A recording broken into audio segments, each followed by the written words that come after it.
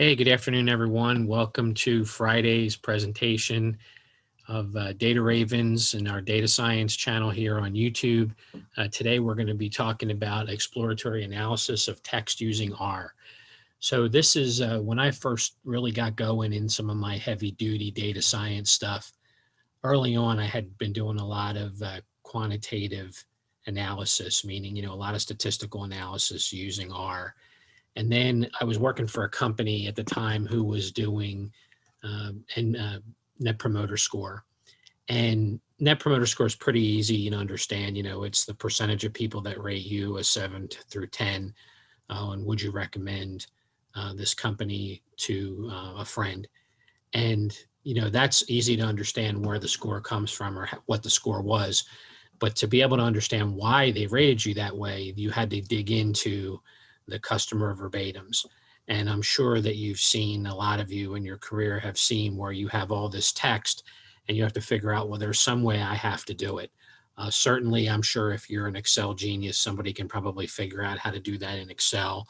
But this was really my first time where I had these huge text files, and really people wanted answers. They wanted to understand kind of what was going on in the text. So today we're going to talk about the packages that we use within R to do this type of analysis. I'm going to show you basically how you have to prep the data, which is super simple, and then we'll go through the exploratory analysis. So when you think about this, the process, and what we showed this in our data science frameworks, what we're really going to be talking about down here is in this lower left quadrant here, or this lower left section of the graph. We're really going to be looking at some descriptive statistics about the text and visualizing what really it's saying in the text from the text perspective. But really, we're going to be down here working in the descriptive space. So we're going to go ahead and we'll jump into it here in a second. I just want to cover a few things. So the business problem we're trying to solve here is I want to make sense of some body of text. I have, whether it's today we're going to use PDF documents, some random documents, but it could be, like I said, from the Net Promoter Score. It could be those customer verbatims. It could be from other text locations or other text documents that you have. But I want to make sense of some body of text. What are the key words? What are the themes? What's the sentiment? How similar are the documents to one another? So that's really the business problem that we're trying to solve here. So some of the terms you're going to see is TDF ID, which stands for term frequency and inverse document frequency. These are basically ways to answer the question, which is what is this document about? So you're going to see there's some algorithms and stuff that the system uses. Again, very simple to build and run. You really don't have to understand all the theory behind it. It gets into some natural language processing and things of that nature. But just when you see that term, that's what we're really talking about here, is the term frequency or the inverse document frequency. The other term that you may hear me use is stop words. And stop words are the words in the common words in the English language, like if and the. If you were to do a word analysis, you really don't want to pick those words up because people use the word and or the 10,000 times in a document. So the stop words, we have a way to basically pick those out of there when we clean the data and get it ready for analysis. We're going to be looking at a lot of packages today. So we have almost 20 packages here that we'll be looking at today. Again, if you remember from previous videos, the package is a pre-written piece of code that basically gives you a template that you can input your data and format it in a certain way. So we're going to be looking at, and I'm not going to go through all of them here. I'll go through a little bit more detail, but this, again, just a listing of what's there. I'm also going to show you real briefly how to install a package and also how to load one in case it doesn't show up there. But yeah, the big one that we're going to use, the primary one, is this one called PDF Tools. Basically, this is a tool that it'll go out to a directory and it'll actually read a PDF document and pull in all the words in that document. The other big one we're going to use is ggplot, which is now called ggplot2, which is the primary graphing package that R uses. So let's go ahead and jump right in. I'm going to go ahead and close this.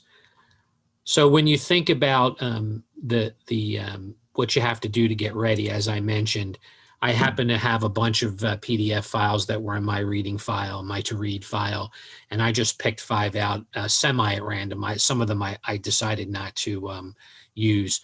But when you look at these, what you'll see here is that you have, these are the actual PDF documents. You can see roughly the size of them. Some of them are self-explanatory here. This is one about justifying data quality projects. This is actually a book. An actual book. I think it's 400 or 500 pages long, which you can see. It's the largest file. But again, I pulled the things out here that were in my reading file. Again, it's just an example, just to show you how this works. And really, what you'll see is you could replicate this by taking this code, creating any directory on your hard drive, and then running the code against those documents. So it is reusable, which is part of what data science is all about, is taking somebody else's work and being able to reuse it and build on it and make it better and use it for what you need. So these are the 5 documents that we're going to actually go and look at here. And here again is my RStudio window. If you remember, I'm going to put this right here for now. If you remember, we talked about this 4 windows, your code over here, your environment over here, which you're going to see is going to change as we run code. Your console down here, which again is, this will actually take the typing as I execute the code over here, and it'll do it. And then mostly what we're going to see down here is the plots are going to come up as we execute them and as we build them. Again, I'm going to talk through the different pieces. I'm not going to go into super level of detail. If you stay tuned at the end, we're going to make sure that we get you set up for being able to go out and get to the GitHub file location for these things, so you can do that and go out and take a look at it. Okay, so let's go ahead and get right into it. We're going to go, what you're going to see here is, this is also a best practice, or what people normally do. When I use a number sign there, or a hashtag, that tells me that this is a comment. So that's a comment basically saying, okay, I'm going to go in here and I'm going to I'm setting up my my analysis here to run. I'm going to load these packages in. I'm setting this as my directory.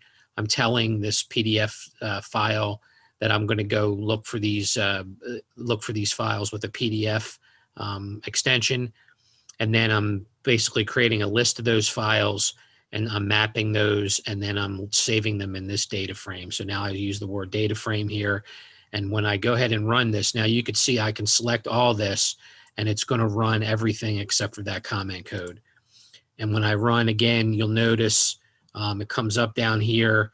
It basically types in everything that's up here to the left.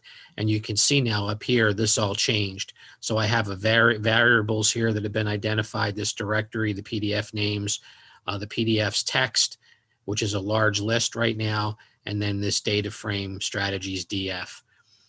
What you'll notice here is I got an error, and that's because one of those PDF files probably has some weird fonts in it, some very large fonts, which it's not understanding. Again, though, it did what we wanted it to do, which is it basically loaded in the PDFs up here so we can continue. Now, sometimes you'll get an error. It could be syntax, it could be whatever, but you'll have to decide what that is. Again, this is not a big deal, this font weight. So I'm going to go ahead now. I'm going to take and I'm going to create from that data frame right here. I'm going to create a new data frame, which is the words, all the words used in those 5 documents that we looked at earlier. So I'm going to go ahead and run this. And when I do, again, I get a little bit of an error, but you'll notice here, I now have a data frame up here with 169,000 rows of 3 variables. Now you'll notice here, there's a command that says head strategies words. I can run this, and that's going to show up down here in the terminal. What I like to do, or the console, sorry, in the console, what I like to do is you can actually just click on the data frame up here in the environment window, and it will pop up here. You can scroll through it. The head just gives you the first 5, but you can just to get a peek at it, you can look at it. And all this is saying is, hey, I have a document, a line number, and a word, and that's why it's 169,000 lines long. So you can see, you may notice that as I'm doing this, a little stop sign will come up here. that's when R is thinking. So you can see very quickly, I took a large PDF files and converted them into 169,000 row data frame. So now I'm going to go ahead and I'm going to start doing the actual analysis here. Now I'm going to take the document that I created, and I'm going to start diving into the actual documents and words. So what I'm doing here is, you can see I'm doing a variety of things. I'm unnesting some of the tables, I'm unjoining them, and then I'm grouping them again by document and word. I'm summarizing them, and then I'm arranging that. So I'll run this, and you'll see now a new data frame is going to come up here. So now I have a new data frame called Strategy WC, and now that one is only 13,000 rows long. So when I open that again, now what you can start to see is I'm pulling in the document, the word, and the count view. Now I'm going to look at the number of lines. So again, I'm just going to pull in the number of lines. I'm going to count the number of unique words. And again, you can see it's starting to show me here. So what this is telling me is that in this employee questions document, I have 1,441 unique words that are used over 5,000 times. Then I'm going to come in here again. I'm going to create, this is where that TF IDF comes in. So now I'm going to start actually doing some analysis here. I'm going to create now I have a new, and this is showing me, you can see this new data frame popped up here. And now is the first visualization that we're actually going to do. So what I'm going to do now is I'm going to load in the color, which is a palette. I'm going to load in the plotting package. I'm going to group it. I'm going to say, give me the top 15 terms. And then I'm going to basically wrap this. The facet wrap means I'm just going to wrap it around using the number of documents, which in this case is 5. So I'm going to go ahead and run this. And we get our first graph. Now, if you remember, when I talked about in an earlier video, this is a little hard to read, but if I click zoom here, I get it full screen. And all this is really telling me is, hey, for each of these documents, these were the key words that were in each document. Again, there's no big surprise with some of them. Data, for example, in justifying data quality projects. Now, you can go back later on, and we do this all the time when we do text analysis, and you can say, instead of just using the stop words of the normal English language words, I can throw data in there.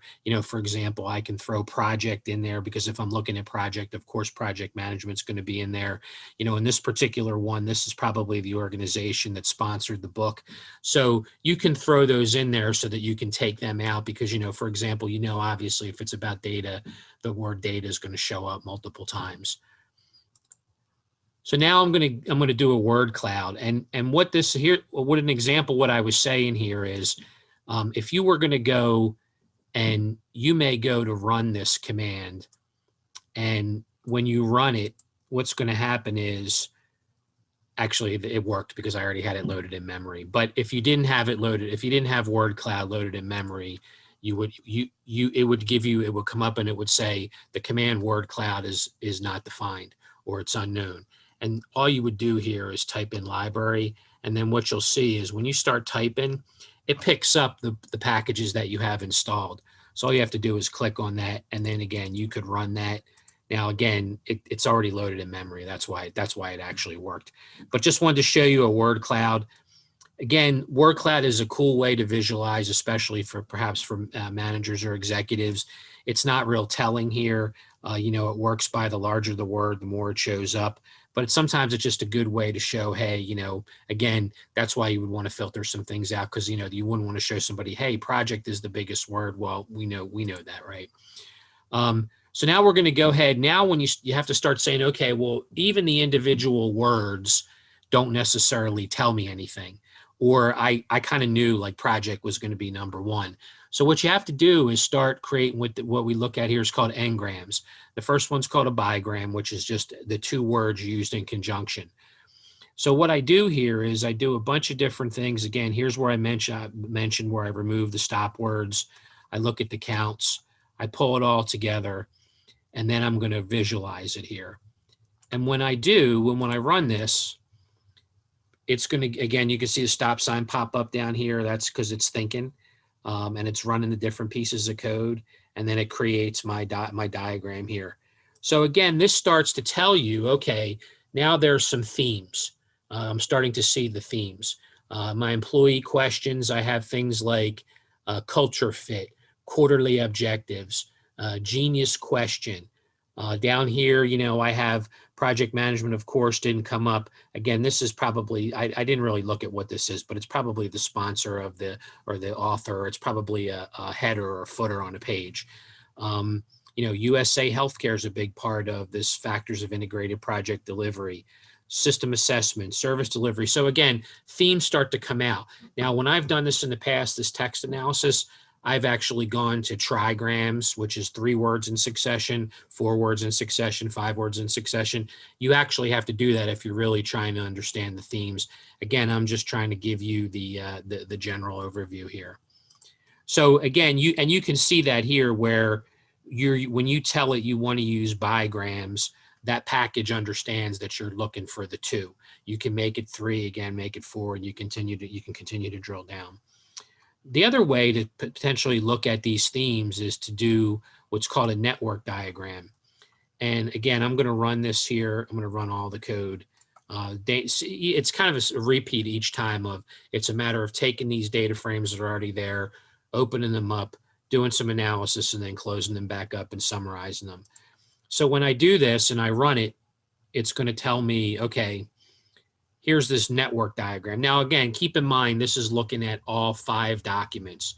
So it's telling you, for example, the connection of the words and the terms between all 5 documents. What I thought was interesting here was, you know, emotional intelligence. So you see how there's a word and then there's an arrow, emotional intelligence. Down here, I thought was interesting where it connected project management, risk management, and data quality and software. So it made these connections of these themes. Again, this is just an example of 5 completely almost unrelated or semi-related documents. But you get the purpose here of doing this is that it really helps you understand, okay, it gives you some context into perhaps where these diagrams are or where these documents are going and what they're all about. And then just for fun, we can run the trigrams here. Again, you can see what it's doing. It's unnesting the data frame. It's looking at it as a trigram where n equals 3. It's tokenizing the text, so it's grouping the text into 3. I'm filtering the stop words again. And then when I run this data frame now, the strategic TDF IDF is going to have 3 words in it. And then it actually reverse sorted it. So again, you can do that. Of course, you can do your graphs and everything else like that as well. Okay, so now we're going to talk about sentiment analysis. So you may have heard a lot about this. People loved when, you know, because Trump tweets all the time, people were constantly looking at sentiment analysis. Now, the algorithm that we're going to use today really just looks at positive and negative sentiment. Later on, I'm probably going to do a video on actual sentiment analysis where there's some algorithms out there that look at 5 or 7 different emotions. Where it will tell you what the emotion is. Here, they're just looking at positive and negative.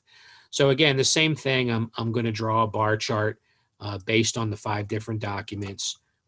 And when I run this, I'll blow this up and let you look at it. Now, keep in mind what this particular algorithm looks for words that have some type of sentiment in them. So for example, what this is telling us is that a lot of the documents that we had didn't have a lot of sentiment. The one with the most here was the project management one, which again was a book, so you would assume that. But for example, the justifying data quality projects was really just looking at, it only found really 2 words. One that was a positive, that was approval, and one the word poor, which was negative.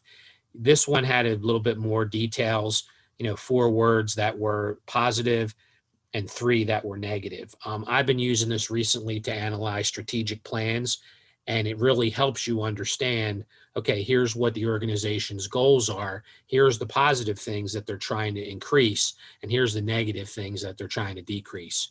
And again, you could see that this is an example. This is a very iterative process. I'm only going to go through it once today, but you could say, for example, well, I can't really read that lower left one. I'm just going to do the sentiment analysis just for that document, and you could get a graph that you would be able to read it.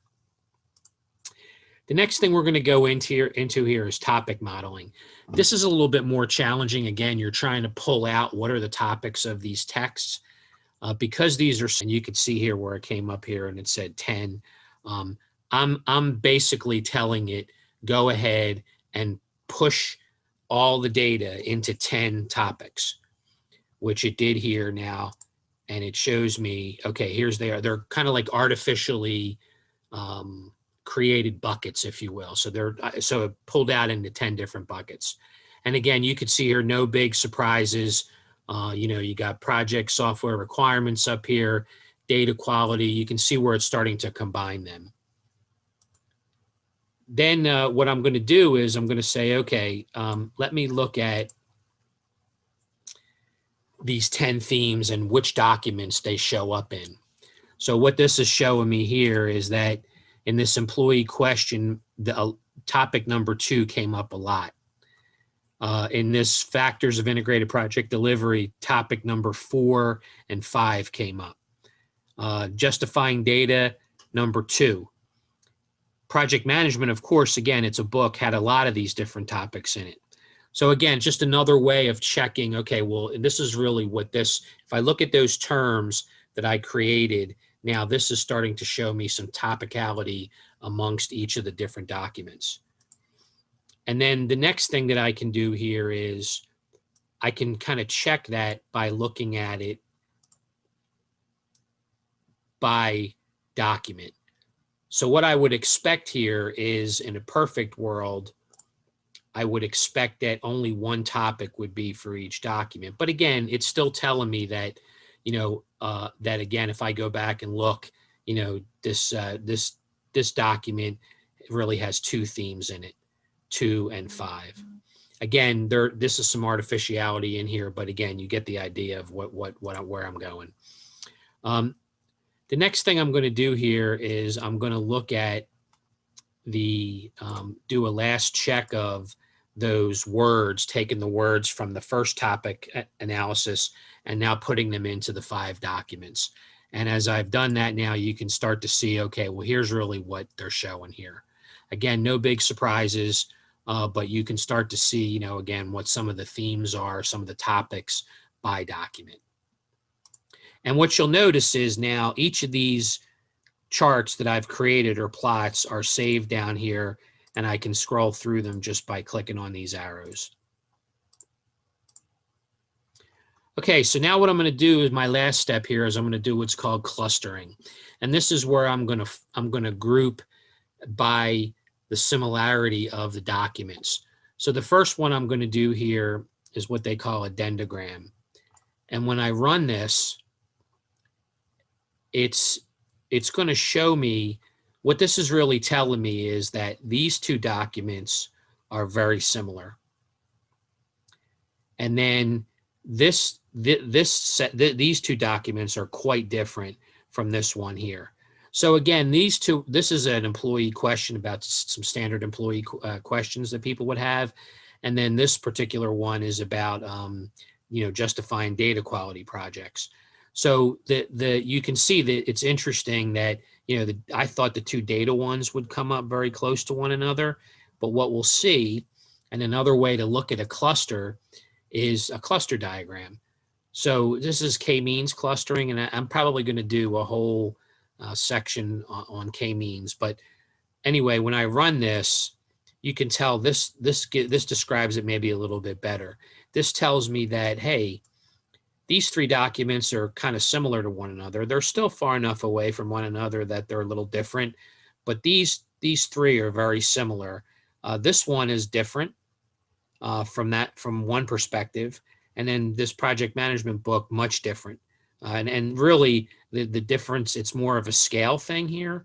So you can see, like, this is saying, wow, this one, the dendrogram just gives you some they're all equal. But this one shows kind of the scale of just how different they are from one another. And it also tells you what percentage. The 2 components here are basically showing 98% of variability. So that's obviously very good. So that will do it for today. Again, I will post the GitHub, which is the repository where all this will be kept.